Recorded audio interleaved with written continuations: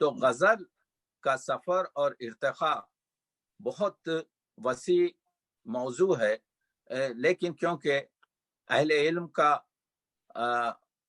یہاں پر اہل علم کی شرکت ہے تو اشاروں میں گفتگو ہوگی۔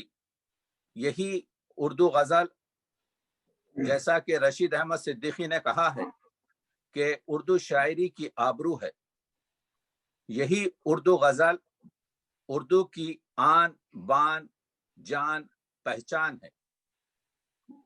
کیا خوب کہا تھا کہ غزل میں معاف ذات کیجیے بھی گا، ہے ایک یہ کہ ہمیں اور کائنات بھی ہے۔ عابدی صاحب کی شکل تو دکھا دیجئے، جناب عابدی کی شکل تو دکھا دیجئے۔ اچھا، میری تصویر آپ کو نہیں آ رہی ہے؟ جی آ رہی ہے، نہیں وہ آ رہی ہے، آ رہی ہے، سب کو آ رہی ہے۔ ہمارے آپ ویڈیو کو وہ کر لیجئے پروفیسر صاحب۔ ویڈیو آف ہے ان کی شاید۔ جی تو عرض کر رہا تھا، علی احمد سرور نے کہا تھا کہ غزل میں ذات بھی ہے اور کائنات بھی ہے، ہماری بات بھی ہے اور تمہاری بات بھی ہے۔ واہ واہ، غزل روداد جہاں معلوم ہوتی ہے، جو سنتا ہے اسی کی داستاں معلوم ہوتی ہے۔ واہ واہ واہ۔ اور ایک مصرع آیا تھا کہ غزل ارباب فن کی آزمائش ہے۔ تو وہ غزل جو ہمارے پاس فارسی سے آئی، کیونکہ غزل صرف اردو اور فارسی میں موجود ہے، اور کہتے ہیں کچھ غزلیات ترکی میں بھی ترکی زبان میں کہی گئی ہیں۔ اس کے علاوہ عربی قصیدے کے جو پہلے کے جو اشعار جس کو تشبیب یا نصیب کہتے تھے، ان کو جدا کر کر رودکی نے، جس کو غزل کا باوائے غزل کہہ سکتے ہیں، غزل کا اختراع کیا، اور اسی وجہ سے انصری نے ان کے بارے میں کہا تھا کہ وہ غزل کے جس طرح سے اس نے غزل کہی ہے اور غزل کو پوری طریقے سے، تو فارسی سے یہ آئی اردو۔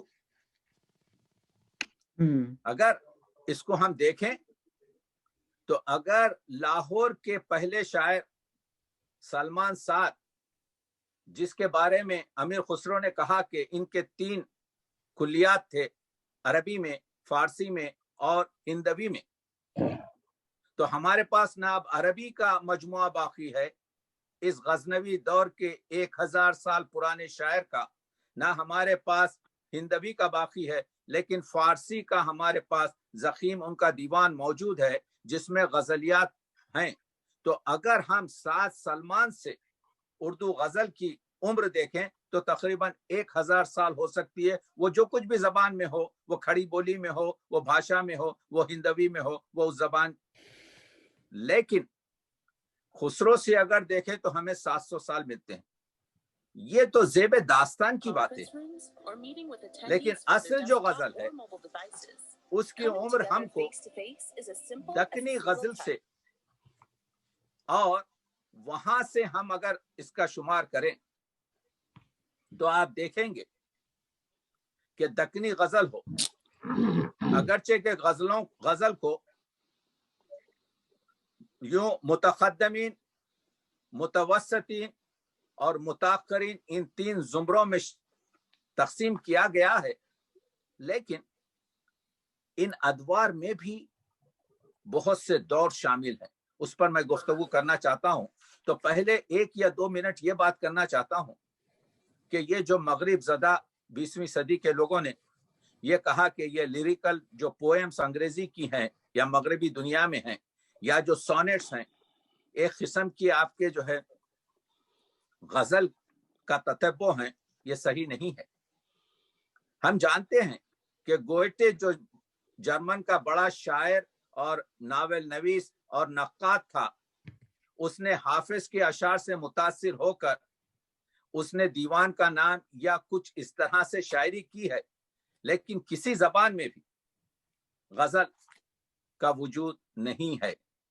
اردو کی جو غزل ہے، اردو کی غزل میں آپ جانتے ہیں کہ غزل ہم سب یہی کہتے تھے کہ محبوب سے باتیں کرنا، عورتوں سے باتیں کرنا، تو جب باتیں ہوں گی تو وہ رسیلی باتیں ہوں گی، اس میں دلربائی ہوگی، اس کا لہجہ نرم ہوگا، اس میں عشق اور حسن کے معاملات ہوں گے، اس میں عشق اور حسن کے موضوعات ہوں گے. وہ پرانی گفتگو تھی. جیسے جیسے آپ کے جو ہے یہ دور بڑھتا گیا تو آپ دیکھ رہے ہیں کہ اس میں تصوف شامل ہو گیا، اس میں سائنس شامل ہو گئی، اس میں فلسفہ شامل ہو گیا، اس میں سماجی مسائل شامل ہو گئے، اس میں صحافت شامل ہو گئے. تو آج تک پہنچتے ہوئے یہ راستے میں ہم نے دیکھا کہ ہر ایک موضوع اس میں آ گیا. اور یہی نہیں، یہ جو گفتگو کی گئی تھی اس کی حیت جو ہے گزشتہ 100,000 سال سے تبدیلی نہیں ہوئی. یعنی وہی آپ کے مطلع ہے جس میں ہم قافیہ لفظ، وہی آپ کے جو ہے مقطع ہے جس میں ہمارے پاس شاعر کا تخلص ہے، اور وہی آپ کے کسی میں مردف ہے اگر وہ ردیف رکھا ہے، یا بغیر قافیے پر تمام ہو رہی ہے غزل. لیکن وہ جو بیان تھا کہ ہر شعر غزل کا اکائی ہوتا ہے، یعنی ایک ہی شعر میں پورے مطلب کو بیان کرنے کی جو اکائی کی گفتگو تھی، وہ بعض مقامات پر ہم نے دیکھا کہ شعراء نے 3-4 شعروں کو ایک دوسرے سے جوڑ کر اس کے پاس ایک لفظ قاف لگا کر خطہ بندی کر دی، اور اس کے بعد سے ہم نے دیکھا کہ مسلسل غزلیں بھی لکھی جا رہی ہیں اور لکھی گئی. فراق گورکھپوری نے ایک خوبصورت بات کہی ہے. فراق گورکھپوری کہتے ہیں کہ وہ غزل جس میں ہر شعر آپ کو اکائی بھی معلوم ہوتا ہے، اس میں بھی ایک مخفیانہ تسلسل موجود ہے.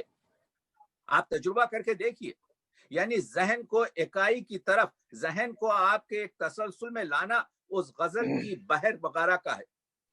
غزل بھی کٹر صنف ہے.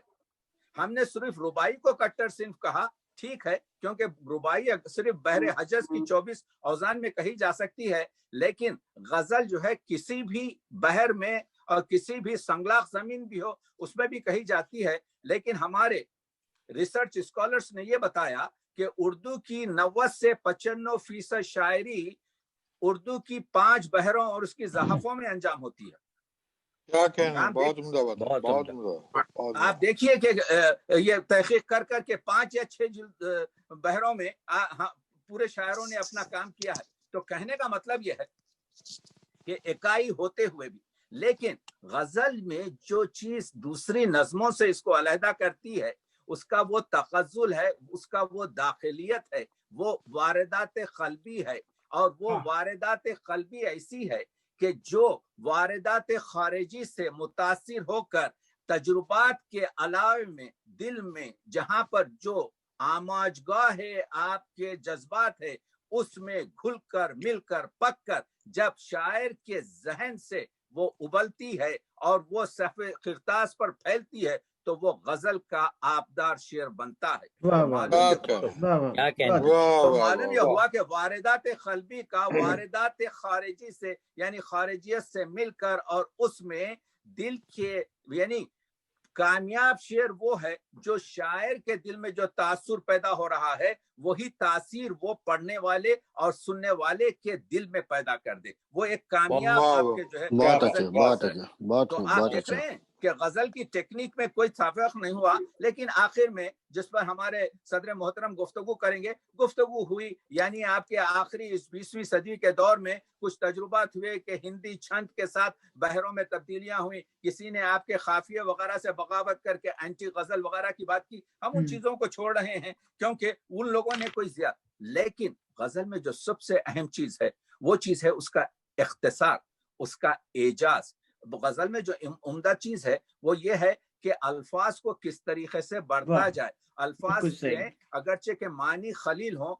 اگرچہ کہ الفاظ خلیل ہوں لیکن معنی کثیر ہوں. تو ہم جان رہے ہیں کہ اختصار غزل کی جان ہے. وہی نہیں بلکہ غزل میں ایمائیت ہے، اشاریت ہے. غزل میں عریانیت نہیں ہے، بلکہ یعنی چیز کو اس طرح سے کہا جائے کہ ایک شعر میں پوری گفتگو. فیض احمد فیض کا شعر جو ہے، ایک شعر پورے اس راول پنڈی جو کیس ہے اس کو آپ کے عیاں کرتا ہے. وہ بات سارے فسانے میں جس کا ذکر نہ تھا वो बात उनको बड़ी नागवार गुजरी। बहुत अच्छा आपने देखा कि ये गजल का ही शेर है जो तहम्मुल कर सकता है, तो मालूम ही हुआ कि गजल के पास आपके जो है इख्तिसार इस कदर है कि पूरी कहानी आपके, टी.एस. इलियट ने कहा था कि मैं एक किताब में, मैं एक सफ़े में वो कहना चाहता हूं जो पूरा दूसरा शख्स पूरी किताब में कह नहीं पाता, तो वो शख्स हमारे पास वो जो सिन्फ है शायरी में, उसका नाम आपके क्या कहते हैं, गजल है।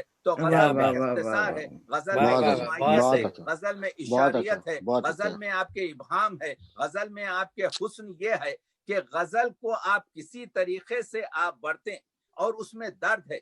आप जानते हैं कि शीली ने एक बहुत खूबसूरत चीज कही थी, देखिए खैखहे तो कम है दुनिया में, दर्द ज्यादा है, गम ज्यादा है, इंसान की कैफियत बहुत दर्द है। इसी वजह से शीली ने कहा था, आवर स्वीटेस्ट सॉन्ग्स और those that tell the saddest thoughts, यानी हमारे जो हैं जो बेहतरीन नगमे हैं वो दर्द से भरे हुए हैं। तो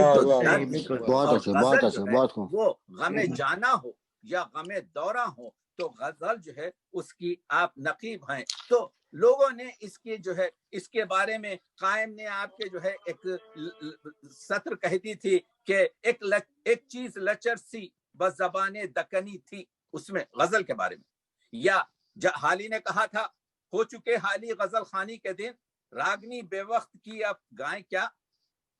लेकिन हजरत गालिब ने जो उसकी तंगनाई पर गुफ्तगू की है वो सिर्फ गालिब को जचता है, वगरना दूसरों को नहीं जचता। बहुत कुछ वसत है। तो गालिब ने कहा था, बकदर शौक नहीं ज़र्फ तंगनाए गजल, कुछ और चाहिए वसत मेरे बयां के लिए। वो हजरत गालिब दहलवी था जो दुनिया में एक ही है, लेकिन दूसरों के लिए गजल के बारे में कहता हूं मैं, जो किसी शायर ने कहा है, गजल और तंग दामानी का शिकवा, सलीका हो तो गुंजाइश बहुत है, सलीका हो तो गुंजाइश बहुत है। तो आप देख रहे हैं कि इस गजल को आपके वहीदुद्दीन सलीम ने सिर्फ कहा था कि महज काफिया पैमाई है।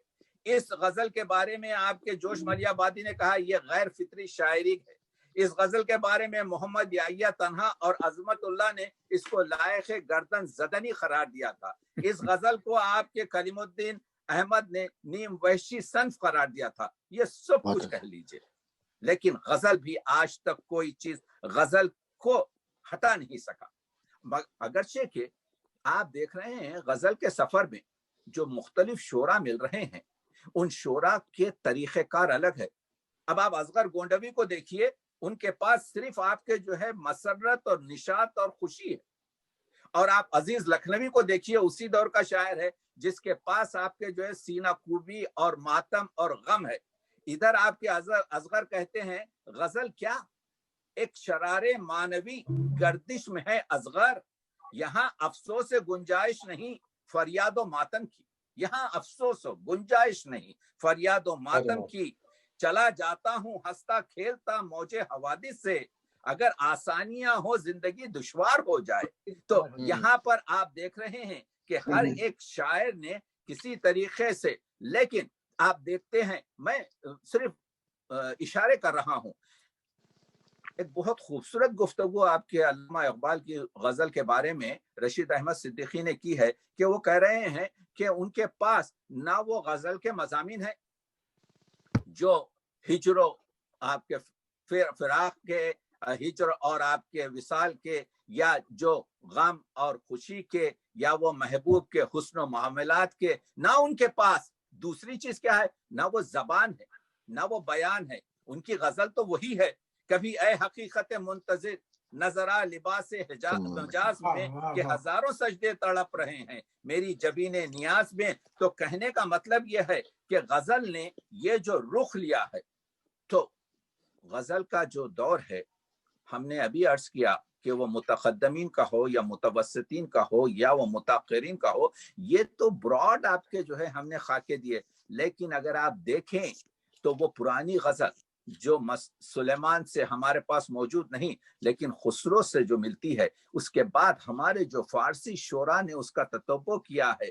लेकिन हम दक्कनी शोरा की बात कर रहे हैं। मोहम्मद खुली खुतब शाह जो कहता है, मेरा शहर लोगों से मामूर रख, रखा जूं तू दरिया में माही समी, या वो जो कहता है पिया आज प्याला पिया जाए ना, तो ये दक्कनी जो गजल है, अगर इसका फिराक गोरखपुरी मुतालिया कर लेते तो इश्किया उर्दू की शायरी में ये गुफ्तगू नहीं करते कि हमने अपनी गजल को अपनी जन्म भूमि से नहीं जोड़ा, हमने इस गजल में अपनी तशबीहात, अपने इस्तियारात, अपने आपके महासिन को अपनी जमीन से नहीं जोड़ा। मैं अर्ज करूंगा साहिबो कि हमने अगरचे के खता हो के रुबाई हो के मरसिया हो के गजल हो के खसीदा हो, हमने आपके खारिज से दाखिल किया, लेकिन मानवियत उसमें मानी आफरीनी हमने अपनी जमीन से रखी। हम इसी वजह से हमारा मरसिया फारसी मरसिए और अरबी मरसिए से आगे निकल गया, क्योंकि यहाँ पर अली असगर अपना हाथ लाकर माथे पे आदाब करता है,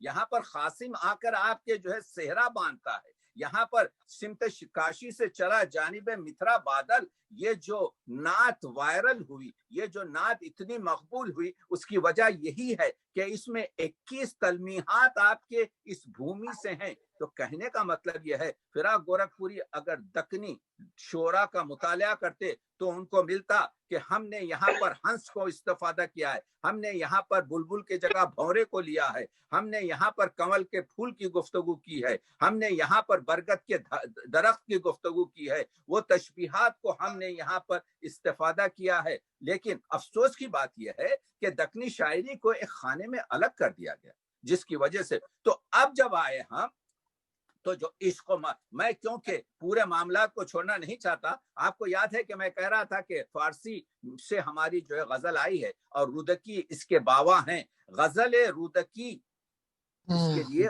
अंसरी जैसे शायर कहता है कि गजल रुदकी वार नेकी बवत गजल हाय मन रुदकी वार नीस, यानी जो उम्दगी आपके क्या कहते हैं हमारे रुदकी की गजलों में है, अंसरी कह रहा है कि मेरी गजलों में नहीं है। यही चीज को आगे बढ़ाकर हम देखते हैं कि इश्क के मजामीन को, तसव्वुफ के मजामीन को, समाजियत के मजामीन को, अदब बराए अदब भी हमारे पास गजल इस्तेफादा हुई है, अदब बराए हदफ भी हमारे पास इस्तेफादा हुई है। अगर हमारे पास वो मुतकद्दमीन से आप देख रहे हैं तो एक दौर है जिसमें हम वली को, इश्क वली जैसे शायर जिसने कहा था कि क्या कहा था, शुगल बेहतर है इश्क बाजी का, क्या हकीकी का क्या मजाजी का। फिराक गोरखपुरी कहते हैं कि सबसे पहला जो गजल का शेर कहा गया वो कबीर दास ने कहा था। कबीर ने क्या कहा था कि हमन है इश्क मस्ताना, हमन को होशियारी क्या, रहे आजाद या जग से, हमन दुनिया से यारी क्या। तो कबीर दास का ये शेर जो है गजलियात का शेर है, फिराक ने इसकी तरफ नुमाइंदगी की है। तो हमारे पास इश्क के जो मजामीन आए हैं कि ऐन शीनो खाफरा अंदर कुतुब तफसीर नेस, या खुली कुतुब शाह ने कहा था कि तुझ अमलों के नूर थे रोशन जगत, या जो बेदिल लखनवी बेदिल देहलवी वो तो इतना अजीम फारसी का शायर है, उसके भी 4 मिसरे हमारे गजल के मिलते हैं कि मत पूछ दिल की बातें वो दिल कहाँ है हम में, इस तुख में बेनशा का हासिल कहाँ से है हम में, जब दिल के आस्था पर इश्क आन कर पुकारा, पर्दे से यार बोला बेदिल कहाँ है हम में। तो बेदिल ने भी उस जमाने की रीत और परीत को सामने रखते हुए बात की है। तो मजहर जान जाना ने कहा था कि खुदा के वास्ते उसको न टोको, यही एक शहर में खातिल रहा है। तो मैं ये पढ़ रहा शेर इस वजह से हूँ कि गजल का मिजाज बदल रहा है, गजल के मौजूआत बदल रहे हैं। गजल की आपके जो है मैखाना बेच, वो कहता है सिराजुद्दीन आरजू, मैखाना बेच जाकर शीशे तमाम तोड़े, जाहिद ने आज अपने दिल के फपोले फोड़े, या सिराज औरंगाबादी की वो मशहूर गजल के आपके जो है खबर है तहय्युर इश्क सुन, न जुनू रहा न परी रही, ना तो तू रहा ना मैं रहा, जो रही सो बेखबरी रही, या मीर तकी मीर की नाजुकी उसके लब की क्या कहिए, पंखड़ी एक गुलाब की सी है, गुफ्तगू रिख्ता में हम सना कर, ये हमारी जबान है प्यारे। या कह दिया सौदा ने आपके के जिस तरीके से आपके जो है कि गुल फेंके हैं औरों की तरफ, बल्कि समर भी ऐ खाने बंदास चमन कुछ इधर भी। तो कहने का मतलब यह है कि जिस तरीके से गजल का आपके इर्तखा चल रहा है और اب آگے چل کر دبستانوں میں گفتگو ہو گئی. انہوں نے کہا جی ہماری لکھنؤ کی آپ کی جو ہے غزل ہے, انہوں نے کہا جی ہماری دلی کی غزل ہے, دلی کی غزل میں آہ ہے, دلی کی غزل میں داخلیت ہے, لکھنؤ کی غزل میں آپ کے خارجیت ہے, وہاں پر طرب اور عیش اور عشق کی بات ہے. اب وہ حضرت کیا کہتے ہیں داغ دہلوی تک, میں کیونکہ وقت نہیں ہے, داغ دہلوی نے آپ کے جو ہے اس سے کافی فائدہ اٹھایا. انہوں نے کہا کہ جی مستند اہل زباں خاص ہیں دلی والے, اس میں غیروں کا تصرف نہیں مانا جاتا. اردو ہے جس کا نام ہم ہی جانتے ہیں, داغ ہندوستان میں دھوم ہماری زبان کی ہے. یہ غزل کی بابت سے بات کی جا رہی ہے, نثر کی بات سے بات نہیں کی جا رہی ہے. نہیں کھیل اے داغ یاروں سے کہہ دو کہ آتی ہے اردو زباں آتے آتے. تو لکھنؤ سے ادھر امیر میرائی نے جواب دیا, اردو کا ذکر لکھنؤ والوں کے سامنے, اردو کا ذکر لکھنؤ والوں کے سامنے, مشک ختن کا ذکر غزالوں کے سامنے. آپ نے دیکھا دبستانوں میں ٹکر شروع ہو گئی آپ کے جو ہے, وہ الہ آباد ہو, وہ عظیم آباد ہو, وہ حیدرآباد ہو, وہ لاہور ہو, وہ کراچی ہو. تو یہ گفتگو جو ہے, مگر وہ داغ جو 18 سال کی عمر میں یہ شعر کہہ چکا ہے کہ رخ روشن کے آگے شمع وہ رکھ کر یہ کہتے ہیں, غالب کہتے ہیں کہ حالی کہتے ہیں غالب یہ شعر مرزا آپ کے نواب داغ کا پڑھتے تھے اور جھومتے تھے کہ رخ روشن کے آگے شمع وہ رکھ کر یہ کہتے ہیں, ادھر جاتا ہے دیکھیں یا ادھر آتا ہے پروانہ. تو آپ دیکھ رہے ہیں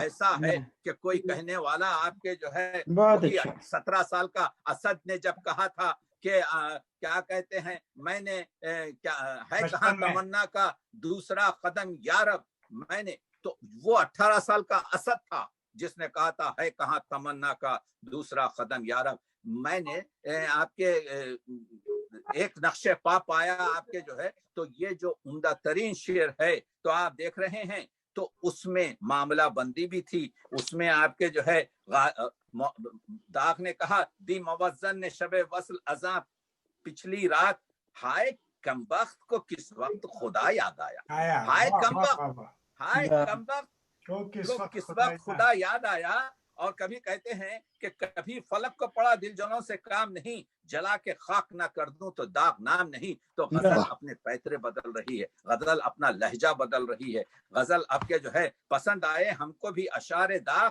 زباں پاک و شستہ بیاں صاف صاف.